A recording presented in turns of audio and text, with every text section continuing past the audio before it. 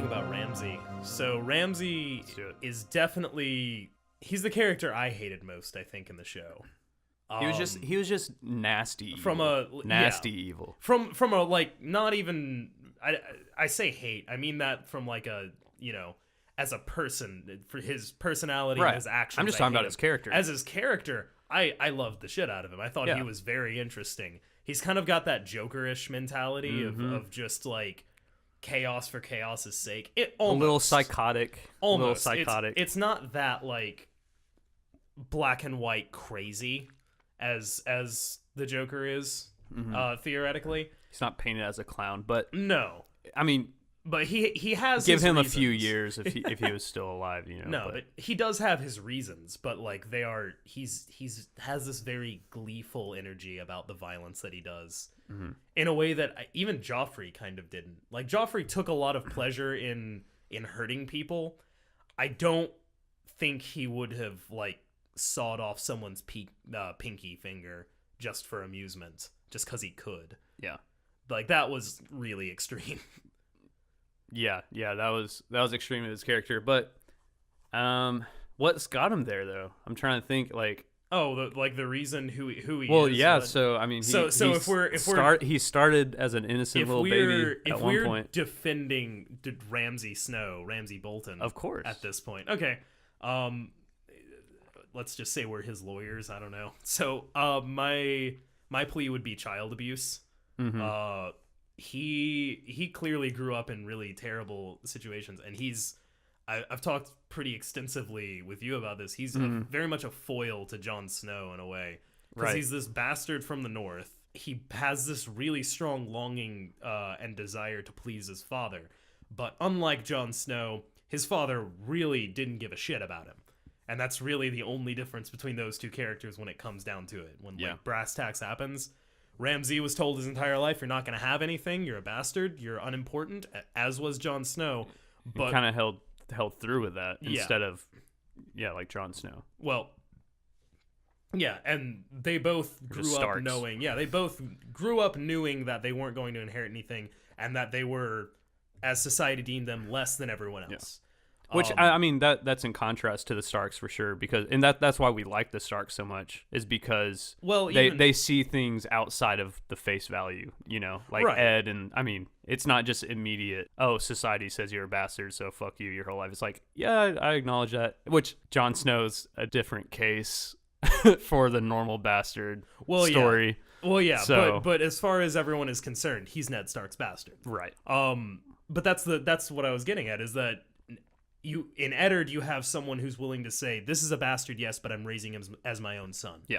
Whereas Roose Bolton cast him aside, let his mother raise him, didn't pay him any attention until his own son died and he didn't have an heir, and then he brought Ramsay into the castle. Mm-hmm. And from that point on, all Ramsay wants to do is impress Roose to try and get status and maybe, you know, inherit the Dreadfort one day, which he does. He eventually gets a name, and he eventually gets gets control of the North. Mm-hmm.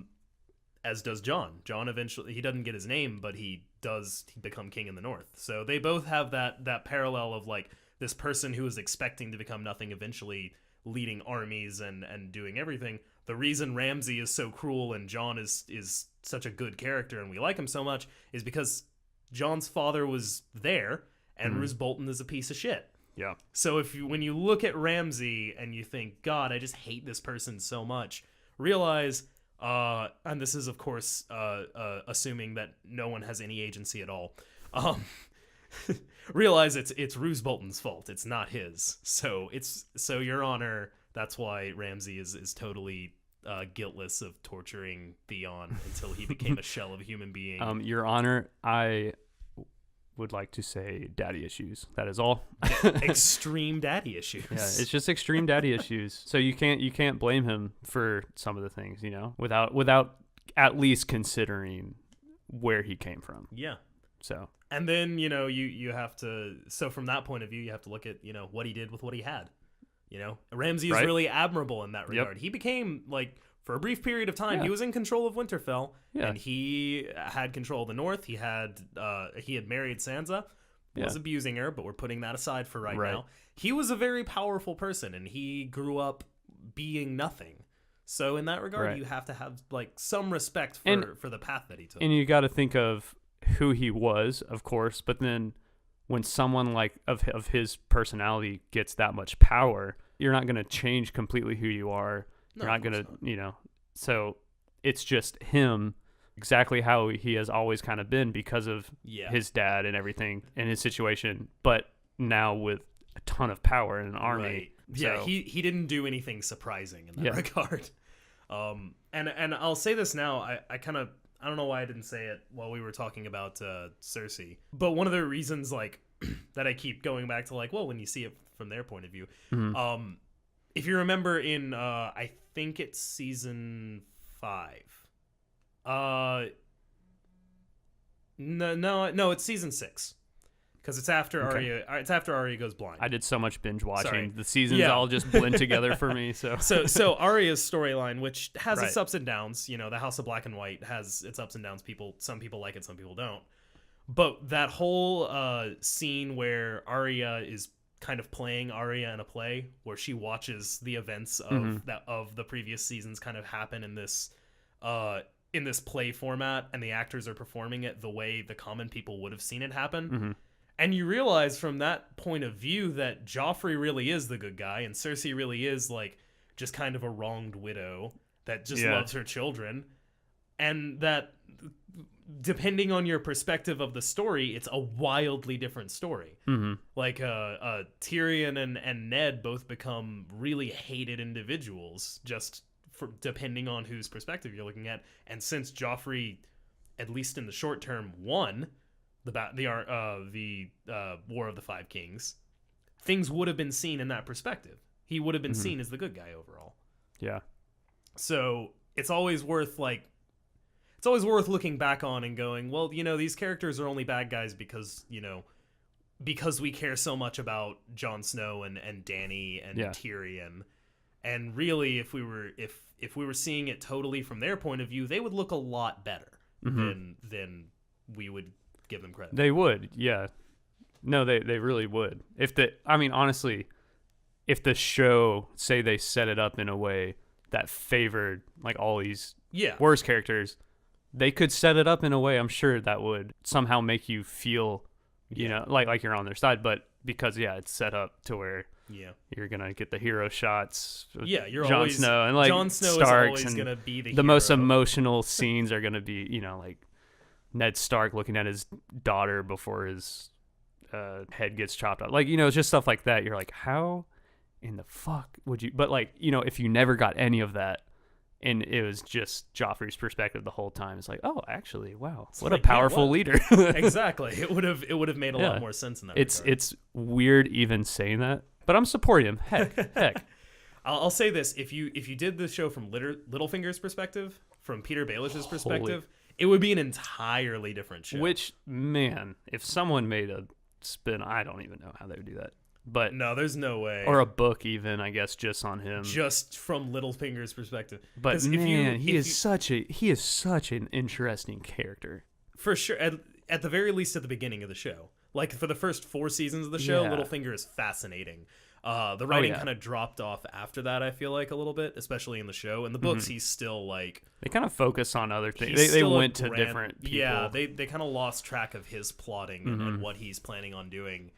But, like, I think he is probably the one person, even though people naturally tend to hate him, because, again, we see the show through, like, the Stark's point of view. Right. So we see him as the guy that betrayed Ned. Pretty primarily. But in his own right, he's kind of living the American dream, and he's very much his own hero in his own book. He came from absolutely nothing. Yeah, what exactly, like, where did he come from? Okay, so... And then his parents, I guess. Very brief history of Littlefinger. Right. Littlefinger is the son of a hedge knight who owns a very small spat of land in the Fingers. Okay. And during the War of the Five Penny Kings, which is like, I want to say probably 20 or so years before the events of the first book, maybe closer to 30. I'm not somewhere around there. His father met Hoster Tully, Catelyn's father, and they became friends. And as they when Peter was born and was being raised, Hoster agreed to foster Peter. Mm-hmm. So to basically take him into his home and raise him in his father's stead, which was done for a variety of reasons that I don't want to get bogged down by right now. But the same thing was being happened to Ned in the Vale, which is why he's so close to both Jon Arryn and Robert Baratheon. So Peter was being fostered in Riverrun and grew up with Catelyn Tully at the time and Lysa, which is why he has such a close relationship with both of them. Loves her. Yeah. And so this little nothing like boy grows up in a really grand castle, falls in love with this girl, Catelyn. Catelyn is betrothed to be married to Brandon Stark, who is this just brick shithouse of a human being. The Wild Wolf, they called him. And he challenges him to a duel because why not? This is A, the woman I love, and B, every song and every story has the little guy winning, David and Goliath. In today's time, you just type up a Facebook comment. And there you go. In that time, you had to duel. We're going to fucking fight with swords. Yeah. And that didn't end so well for Littlefinger. And so he, from then on out, decided to use his brain rather than his brawn. And kind of in underhanded ways wound up in his position. He was Master of Coin. And then that position led to earning Harrenhal. And then he was able to court Lysa Arryn, became the ruler of the Vale. And he just gets more and more and more power and more armies and more wealth. And that's a really interesting point, is that he pretty early on basically adapted to his surroundings. Like, he's really good. He realized, like his like fighting skills, he tested it out. It didn't work for him. Doesn't work out. And then he's like, okay, well then what is actually going to get me the power I really need? He looked at it very logically. Yeah. He was like, he's a very political. He's an incredibly smart character. Right. There's no doubt about that. He's an ingenious character. And there's one like spat of really good writing that I've seen in like the latest season with him in particular. It's that confrontation that he has with Bran, where Brandon is just sitting there kind of listening to what Littlefinger has to say, and Littlefinger is playing his game and probably doing some planting seeds to try and manipulate him later, and he gives him the dagger and he says, to have gone through all that chaos and to have gone through all the things that you've done and come back to all this chaos. And then Bran just looks him in the face and says, chaos is a ladder. And for the first time, Littlefinger realizes that Bran knows everything. Yeah, maybe he doesn't quite grasp, Bran knows everything. Well, that's like one of the most important lines that tells you who Littlefinger is. Yeah, that was in the series. It's a great monologue. You should, if you're not familiar with it, go watch it. It's where he basically explains chaos is how you climb up in society, and the climb is all that matters. Getting ahead is the only thing that's important to him. But just in that one moment where Bran has the upper hand on Littlefinger, and you can tell for the first time that Littlefinger has been thwarted, and has been kind of outfoxed, and he doesn't know how to handle it. It's just it's chilling to see. I also see a lot of comparisons of Littlefinger and Swiper from Dora the Explorer. Peter Baelish is in his own way living the American dream. He comes from nothing. He pulled himself up by his bootstraps. Yeah. And he is now easily one of the most powerful men in the Seven Kingdoms. And he could have been more powerful, and he probably will wind up being more powerful in the books. I don't know how the show will end him, because right now he's just kind of there. Yeah. And that's kind of a sad point for his character to be. But definitely, like, season 2, season 3 Littlefinger is just incredible to watch. Where he's just slowly amassing power and tricking people and even outfoxing Varys. Yeah. Oh Lord. And he owned a whorehouse. Yeah. Right? And he is like it's pretty badass. I feel like that's like It's like a very successful establishment. If we're for that time. Oh, for sure. He was very successful in that regard.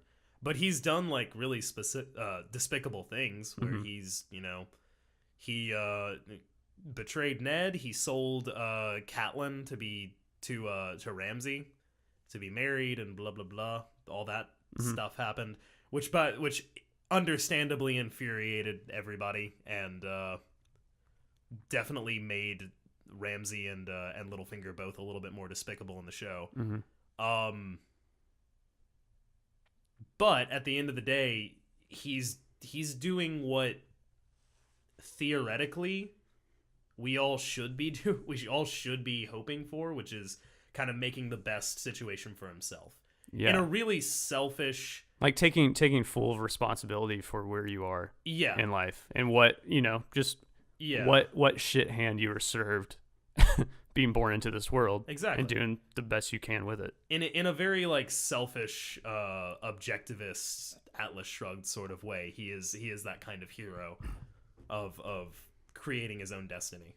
So you have to respect him a little bit for that, and for just being so honestly smart. Yeah, honestly, like the tips for being Littlefinger, I feel like, are just be ahead. Yeah, follow your heart and do what you can to make your goals happen. Yeah, grab every opportunity, no matter how like lowly or dirty it is, and always be one step ahead. Have your eye on the prize. Yep. Freaking goals, succeed, things bitch. We can learn from Aidan Gillen, from Peter Baelish. This has been a very obviously Game of Thrones centric episode, and we'll get back to our scheduled programming, I guess, later on. But sure. We were really pumped for the new season and just in general for what's been going on. And we wanted to share some of our feelings with you. So if you like this, let us know. beinghumangarbage@gmail.com, etc. and so forth. Yeah, like our Facebook page, and feel free to talk about the episodes. If you have a question, you can just post on our Facebook page for the world to see. And if you've never seen or read Game of Thrones and you really and for some reason you tortured yourself with all these spoilers, first of all, sorry, but second of all, hopefully we inspired you to like be interested a little bit in the politics and the warmongering that is this show. We really love it, and we hope you do too. Thanks a lot, guys. Thanks, Morty. Okay. Appreciate you coming out and watching us, Morty. We're gonna do the outro now, Morty. Oh, geez, Rick, I don't. Do we have an outro? What is it? What's Scooby. The outro even look like? Yoinks, Scoob. Yoinks. I just want Morty to say yoinks one time. Dan Harmon, make Morty say yoinks. I'm sorry, Justin Roiland, make Morty say yoinks. Zoinks. Whatever he says. All right. That's all. Outro. Being Human Garbage is an Art Flag production. Episodes are written, performed, and edited by Ben Drain and Wells Thompson. Ben is a sound and video editor, specializing in commercials for car dealerships, and he's very sorry about that. Wells is a freelance writer, which is another way of saying that he's poor and waiting tables. Like Being Human Garbage on Facebook and follow us on Twitter @WeLikeGarbage for updates and more content. Email beinghumangarbage@gmail.com to share your own garbage stories, give feedback, or talk to the team directly. All content is 100% satirical, except for when it's not. Material is used fairly and unfairly as we see fit. All rights are reserved, whatever that's supposed to mean. See you next time, trash cans.